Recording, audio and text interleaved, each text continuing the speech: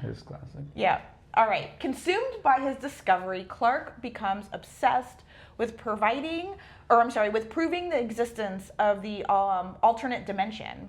He tries to convince his therapist, Dr. Mary, that the backrooms are real, but she dismisses his claims. He decides to gather proof himself. Clark brings along his assistant manager Kat and her boyfriend Bobby into the backrooms with a camera to document the strange labyrinth. So I will just say this. I don't know how, but there was a couple times in this movie where I forgot that we were in the 90s. It's almost like when we were in the back rooms, not when we were in the real world, because it's very 90s, it's very brown, the furniture was very 90s, like the dress, everything was very 90s. When we were in the back rooms, sometimes I would forget that we're in the 90s. And there was times when I was like, why is he not pulling out his cell phone and recording? Right, and then I would have to remember, oh, duh, he doesn't have a cell phone. This goes to our whole, you got to get rid of cell phones. You got to get rid of the cell phones. In order to have any kind of a horror story or any story really. Yeah. And so, so the way you do that in a lot of these new horror movies is just back up the time so that it's not now. Yeah. So, yeah. I think you could have had this one. I do like that it's in the 90s. I do like that. But I feel like you could have still even had a cell phone in this movie and made it like up to date, because you could easily say that there's no cell phone reception in the back rooms or even in the basement, right? I've been in basement of places and can't get a reception. Or maybe the cell phone can't pick up like, the going in and out of the wall or something. But no, I do enjoy that it's in the 90s. So what did you think about him enlisting his assistant manager and her boyfriend? It's really a reminiscent of Horror Store, wasn't it? Yes. And he was also a mid-level African-American manager of a store as well. Of a furniture store on top of that. Oh my gosh. The parallels are unbelievable. Wow. And also they have to enter this alternate dimension as well. And also there's this desire. Yeah, there's a lot. Yeah, there's a lot there. There's another really famous movie called The 13th Floor too. I've seen that movie. Yeah. Yes. So you can. I also was reminded of The 13th Floor. So it's again, going taking into the a different elevator dimension. to a place where you're not supposed to Right. be, or like that is somehow in this building that nobody knows about or whatever. Yeah. So I felt that Kat was very much like, this dude is off his rocker. She felt very hesitant into going into the furniture store, the back rooms. Like, she was very much hesitant. And I felt like Bobby, her boyfriend, was super gung-ho about it. And so, I don't know, I kind of felt bad for them a little bit, because I felt like even though they had a choice, we all have a choice, also being super young, needing a job, it's kind of like I felt like they were kind of forced into this. Very much the same dynamic as Horror Store. And then, while we're at it with mid-level, I guess, African-American managers in liminal spaces, there seems to be a bunch of these. So we're talking now about Severance. Yeah. So that. And again, very liminal space. So like that's what I mean. Like this is different, and I was trying to figure out why it's different. Because there are weird rooms, there are long corridors. It's a labyrinth down in there. Yeah. It's got all the same things in terms of like it just basically an interminable office building. Very mundane. They have primitive computers. The things are, it's just nothing but office furniture, if there's anything at all. Yeah. And so, I mean, we're talking something very similar. And then, they go into a room and there's somebody like messing around with goats. And then there's all kind of stuff about like that space and memory in there. Yeah. So there is just a huge overlap with. You're bringing you're just tying them all together. I guess. So, I mean, I don't know. So part of the question as we go along for me is like, what is different? Why did I kind of fall for it again? Why do I like it kind of every time? Yeah. I don't know, but Yeah. So what begins as an attempt to capture evidence quickly turns into a nightmare when Bobby is suddenly ambushed and killed by a hostile entity. The attack throws the group into chaos, leaving them separated and lost within the endless, surreal corridors of the Backrooms. So this is a super creepy scene where we have Clark, Kat, Bobby navigating through. Bobby's holding a handheld camera, and then there's like this kind of like I don't even know how to like an incline. No, I guess an incline would be going up. What would you call it? Decline into this very closed kind of corridor. Yeah. And the only way that anybody's able to get in there is like you have to kind of like, it's very steep, so you have to kind of like tie a rope around somebody and get them down there, right? Very reminiscent of the ruins. Yeah, very much so. Thought about the ruins. I'm not really sure why they needed to go down there anyways. I guess they were trying to map the place out or something. I have no idea, but it's crazy that that Clark makes Bobby do it. Did you notice that? Yeah. He got voluntold that he needed to do it because he was the one holding the camera. He was kind of cool with it. He was cool, yeah. Bobby the girlfriend wasn't so much, but yeah. Yeah. And so he descends down into this corridor, and we get down there, and it's like a mess. It looks like there's like a lot of laundry, a lot of dirty. Bobby makes a comment that it reeks down here. It stinks. There's dirty clothes, laundry. There's like broken windows that don't go anywhere, and it just looks really creepy and scary.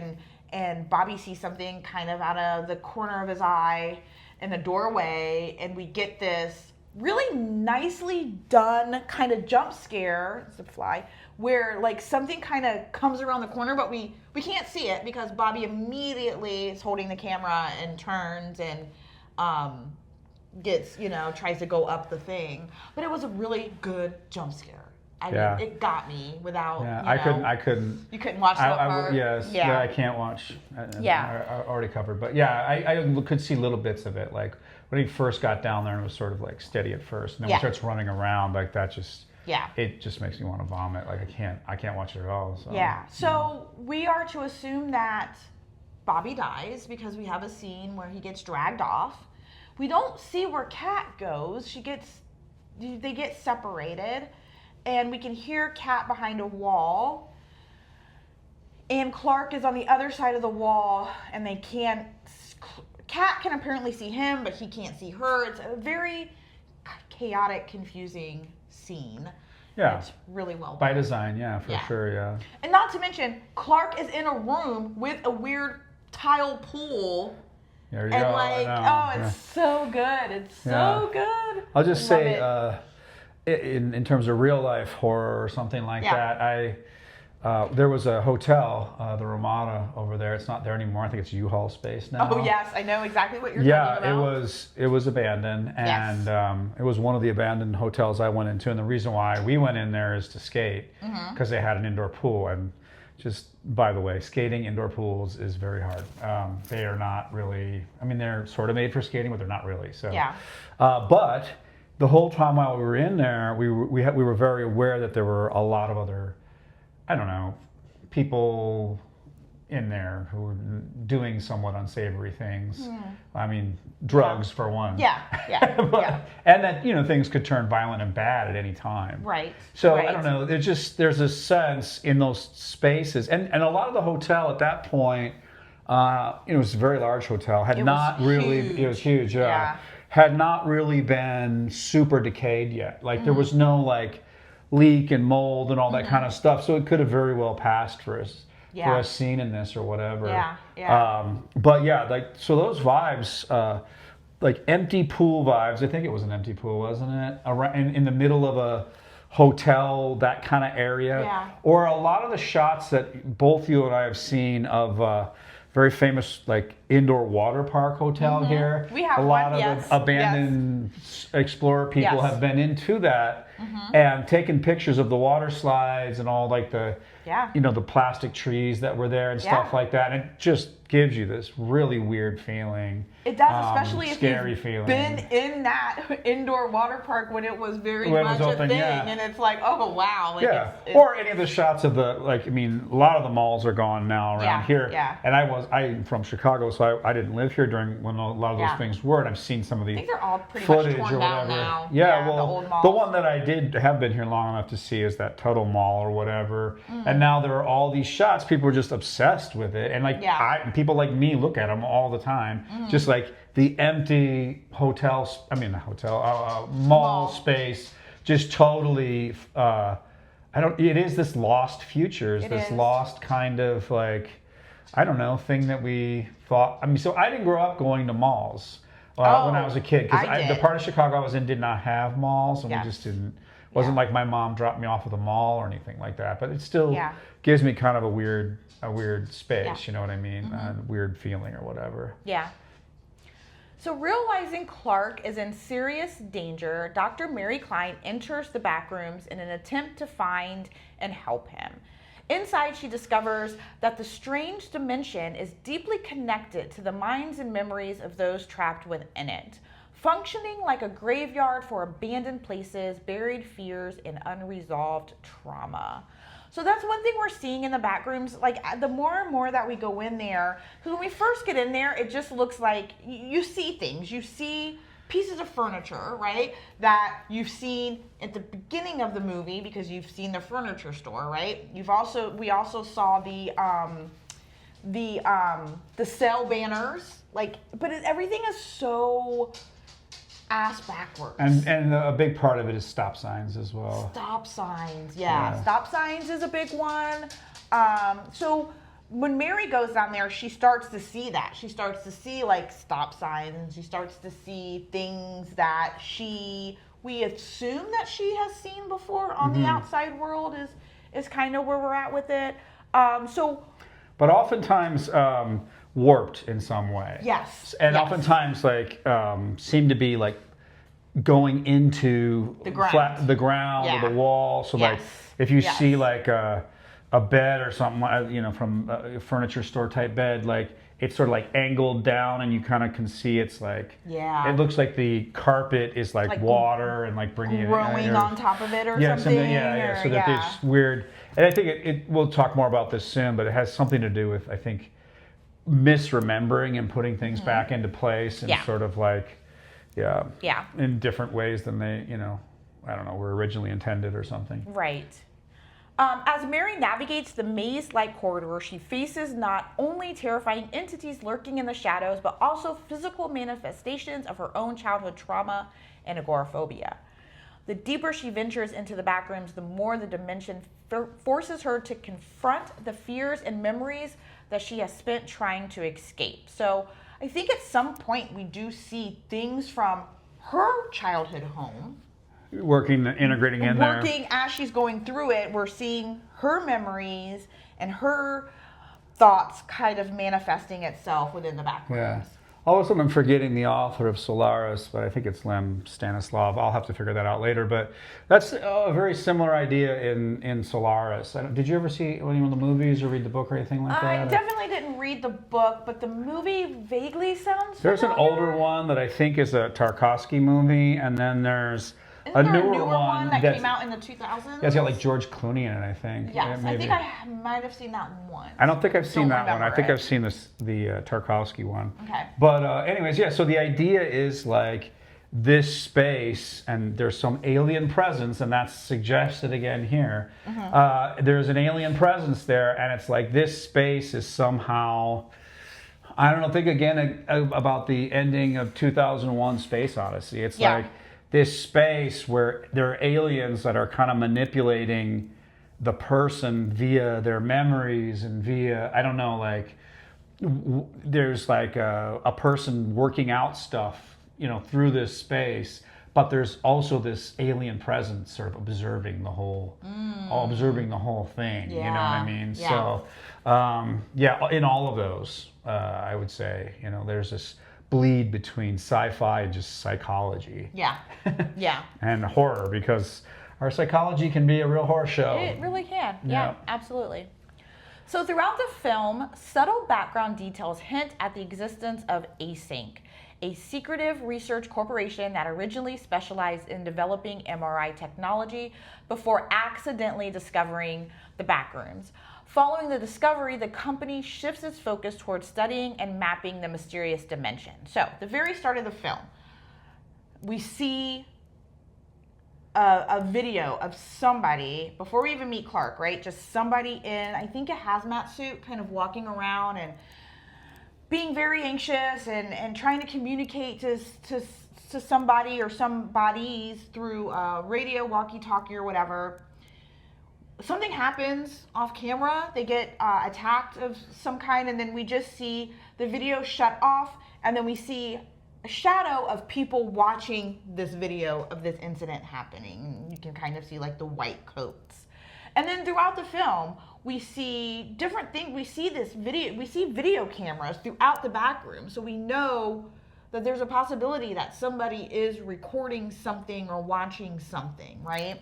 And we're not quite at the end of the film yet, but we will find out at the end, kind of like there is somebody watching the Backrooms. It is this company, this Async, and we meet a doctor from there, and he gives vague information about, because he doesn't know. Yeah. That's the thing. The people that you might think are running it or in charge, they don't know either. Right. So right. This is this Lacanian, like, subject supposed to know deal. Yeah. But that was also played out with the therapist, because the therapist goes in after, somebody who she thinks is in danger, one of her patients. Right. So draws her out of her kind of enclosed office space and home into this sort of liminal space or whatever. Right. And this is like clearly one of those moments, just, having a clinical psychologist, brother in the family, that, when the way in which the patient doctor relation, it's like, it's always this negotiation of how far do I go in? Right. And she obviously, goes in, I guess, modern psychology and the ethics around doctor-patient relations would say too much. Like, so like, but there are patients who want to suck you in like that, especially, sometimes with the, threat of suicide or with the threat of self-harm of some other kind, like, and then, but then when you see the doctor cross that line, if she's a doctor, maybe she's a therapist, I don't know, but she, you start to ask yourself, like, what is, you get back to that childhood home stuff, what is her psychology that she needs to rescue him? Yeah. So that she needs to cross over this line, and you're not supposed to, as far as I know, outside of the office. I mean, I think that's the ethical line now, like, go meet this person. Yes. Or, in regular life, Right, or whatever. right. So, Right. like, she obviously is, like, sucked in by something going on here. And she knows that he's, at least in their play acting, quite violent. So Right. that he is dangerous. Well, I took it as, if she could save him, she can save her mom, or she is substituting him for her mother. She wasn't able to save her mother, so she's got to save Clark, right? That's how I read that. Yeah. But the film gradually suggests that the Backrooms are more than just an endless maze. The dimension seems to absorb and recreate the traumas, regrets, and reoccurring psychological patterns of those who enter it, turning personal fears and buried memories into something disturbingly real. As Clark becomes increasingly consumed by the Backrooms, he begins to view the endless dimension as a safe space, a source of comfort that allows him to escape the failures and pain of his real life. Realizing he no longer wants to leave, Mary comes to the painful conclusion that she cannot save him from his growing delusions. Yeah, so this is I don't know about the proper treatment of psychosis or anything like that, but this is like, somebody from the outside and, asking the psychotic patient to, come out of their psychosis. If I'm correct, I know that there's medicine and that kind of a thing, and that can go so far. Right. But that there does have to be like a sort of willingness of the patient who's in a deep psychosis to like come out of it. And so, the technique used to be to like try to bring the reality principle to them. Like, hey, like all this is an illusion, that kind of thing. Right. I guess the technique now, if I understand this correctly, is like to affirm whatever the psychotic is experiencing to some degree, but then ask them to say, but there's also this other like consensus reality kind of place. Yeah. Which brought me up to Susan Clark's Piranesi, who also in a labyrinth, also African American. Well, I guess no, he's British. He's British. British African. Yes. Whatever Yes. that you call that. But anyways, we got to figure this out. But that is a weird pattern, don't you think? Like, what could that mean? But anyways, so and he also has to be coaxed out. Basically by saying like there's these people on the outside, basically on the outside of your delusion, that love you and want to talk to you, Right.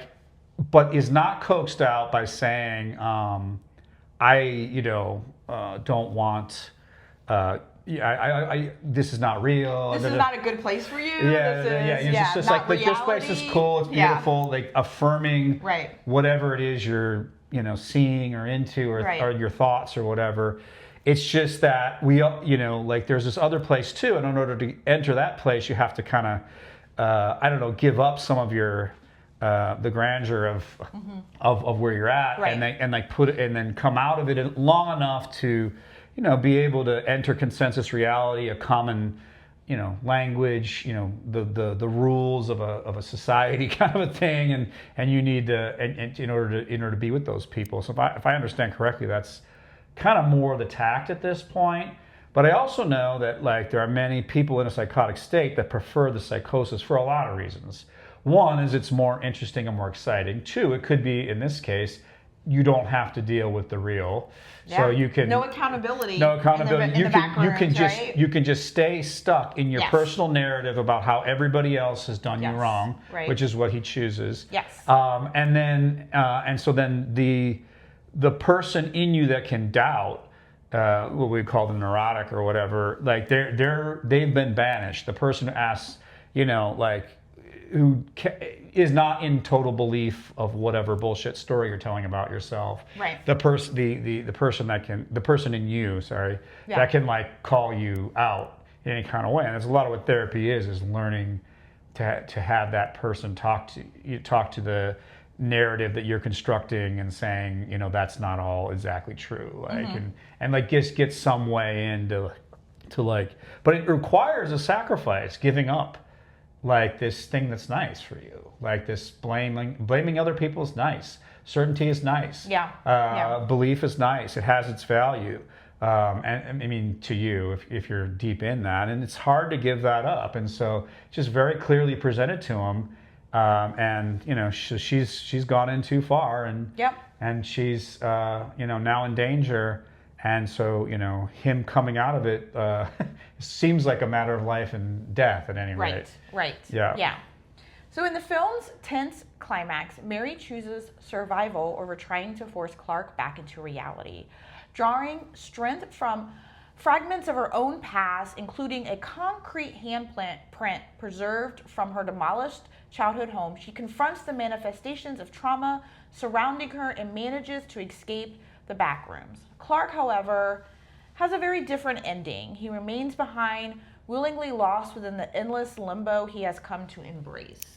And he gets attacked by his alter ego, right?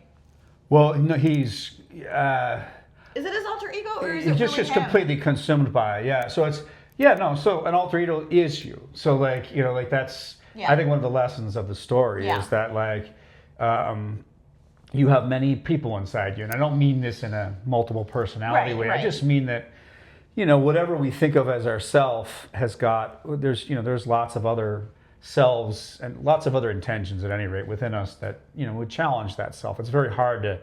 I mean, ego is a formation that tries to like give us a solid sense of self, but really we're made up of all different kinds of thoughts, impulses, memories, and that kind of a thing. Right. Which I think there was an AI sort of commentary too, because I know that probably some of that found footage stuff that initially got him noticed was generated, I would imagine, by AI to some degree. And so there's this kind of like two kinds of misremembering. There's like the AI misremembering, in which the people in his life come back, but they're remembered wrong.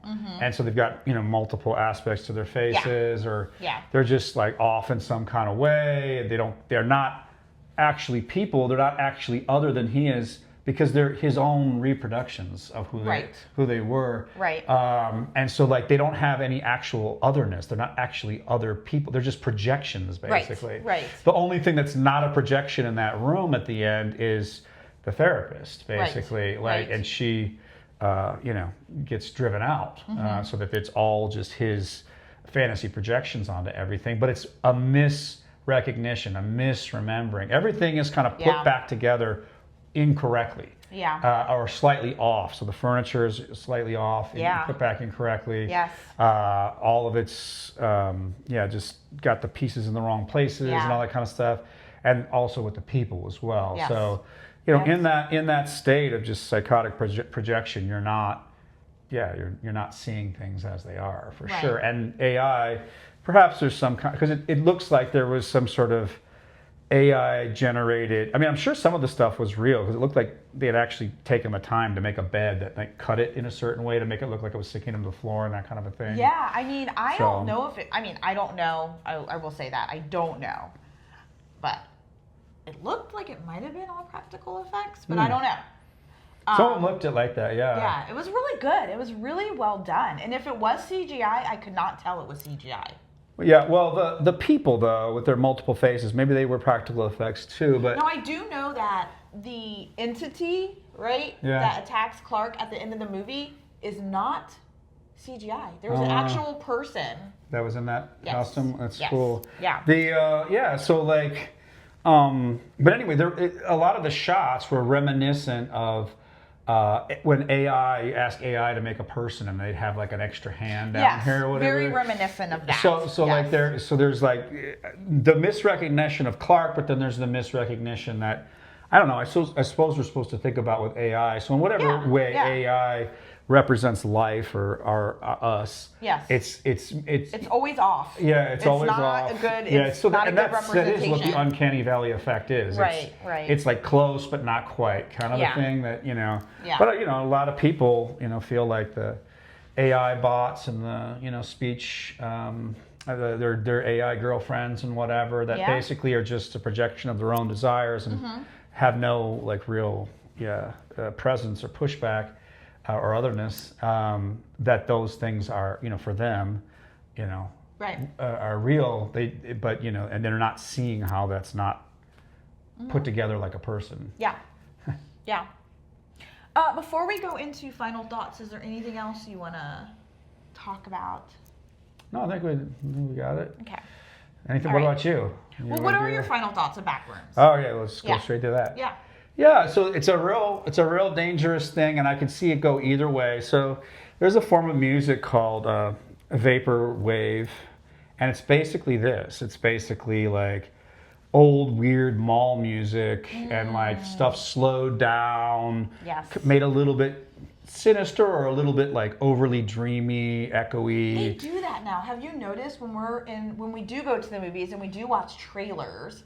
The music in the trailers are just like older songs, just slowed down. Well, horror movies for sure. Yeah. Horror movies have been doing it for a long time. Like we just watched The Innocents, and the Turn of the Screw. Actually, the book that The Innocents is based on has an interesting relationship with a woman who you can't tell if she's trying to help the boy or what's really going on. There's a lot of ambiguity, which I think there is too here. Yes. With the therapist and Clark, but.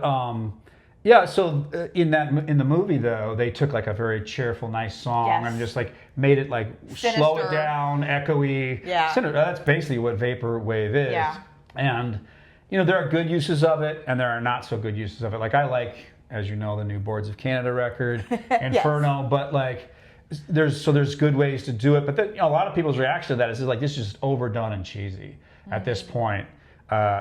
Especially since, maybe Boards of Canada had a pretty large hand in inventing the nostalgia, the sinister nostalgia a vaporwave and all that kind of thing. But now it's over. You know what I mean? And so you could, I don't know, you could see that this movie maybe is doing something that's been done too much, but like it didn't feel like that to me. I mean, I really will say though that like clearly Severance and things of that nature predate this. Yes. And so, and clearly a lot of those Instagram accounts, I know I've been following them for a long time. Oh, for years. With liminal spaces and whatever. Right. So, you could imagine this being played out, but I didn't find it to be. Yeah, and I thought I didn't the either, yeah. coupling of, and also I like the ending left totally ambiguous. Yes, I did too. So like, this is always really important to me. Whoever you think is running this show isn't. Right. And they're also trying to figure out what's going on. Right. Maybe an important point about therapy and helping people in therapy that the therapist doesn't know either. So with that, pass it to you. What are your final thoughts? Yeah, my final thoughts is that this was like absolute horror at its best. I when I left the theater, I felt uneasy, I felt disoriented, genuinely creeped out, and there was like this much blood. I think we see like one blood trail through the whole movie. So that tells me you can, which we all know, but it reiterates the fact that you can have a genuinely scary, creepy horror movie with very little blood and violence, right? But I love this film. I absolutely loved it. I'm so glad we saw it in the theater. I was worried because I heard mixed reviews in the beginning. I don't know what those people were talking about. They're crazy because the movie was absolutely phenomenal. Yeah. So please do yourself a favor. If you've not seen this movie yet, please check it out. I highly, highly, highly recommend it. So. All right, great episode. That was fun. Yes. So. Until we meet again, have a good week and take care of each other.